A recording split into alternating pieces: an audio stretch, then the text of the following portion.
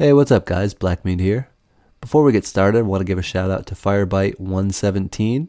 He actually suggested the Mytha class before, but I kind of messed it up. So here's to you, Firebite.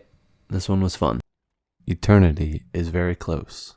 Can you feel yourself slipping? Slipping? The weapons of sorrow were believed to be nothing more than a myth, but even the darkest myths are born of some truth, and whispers of the Necrochasm has long filled the light with dread. The birth and horrors of the thorn showed guardians the raw power of the darkness when incorporated into their weapons, and proved the potential existence of the Necrochasm and the other weapons of sorrow. It is said the Necrochasm was born in the twilight after Crota's sword first cracked the moon, that a lost guardian's weapon was altered by the Hive in an attempt to fuse their own dark understandings with humanity's mastery of war. The result was a weapon that was almost alive, feeding on its owner's aggression, reaching further when angry eyes drew focus, its hunger rising as it tore through bone and flesh. This weapon was supposedly given out to high-ranking members of the Hive as a trophy, earned through service to the Void and the Worm gods. And in the height of its power, this weapon could slay armies.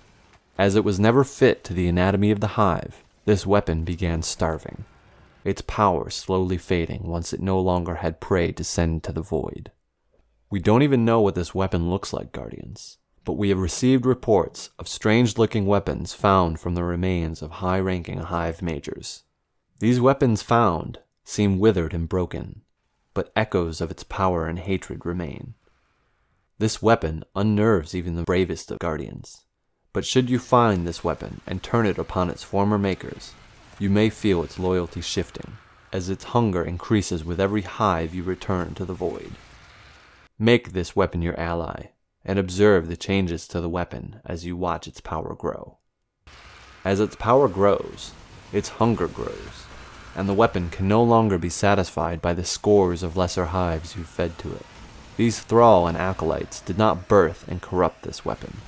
Only the magics of the Ascendant could tap into the Void and twist this weapon to its angry purpose, and it is these Ascendant who must pay.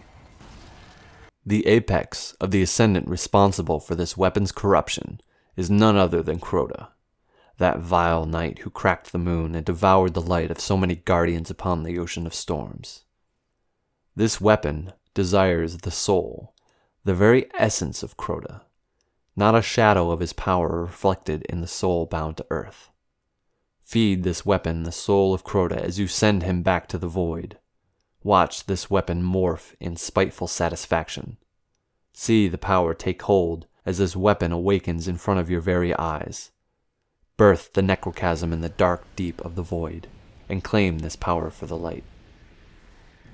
Witness this weapon drawing upon a dark fury as it unleashes its teeth towards its enemies, and rips skin from flesh, and flesh from bone.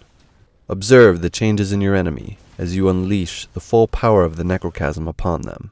Watch as the Void builds within them until they burst apart in an explosion of dark magic, inflicting damages upon any that find themselves too close to this Void. This weapon has been reassembled and reborn through the efforts of foolish guardians seeking to claim the power of the Ascendant and the Void. Any guardian who comes across this weapon must ask some very simple questions with endlessly complicated answers. Is your light bright enough to stand, even briefly, in full gaze of the Hive's abyss? Can it handle what has died and been reborn in those shadows? The Vanguard and the Consensus strongly urge any guardians who discover this weapon to discard it immediately.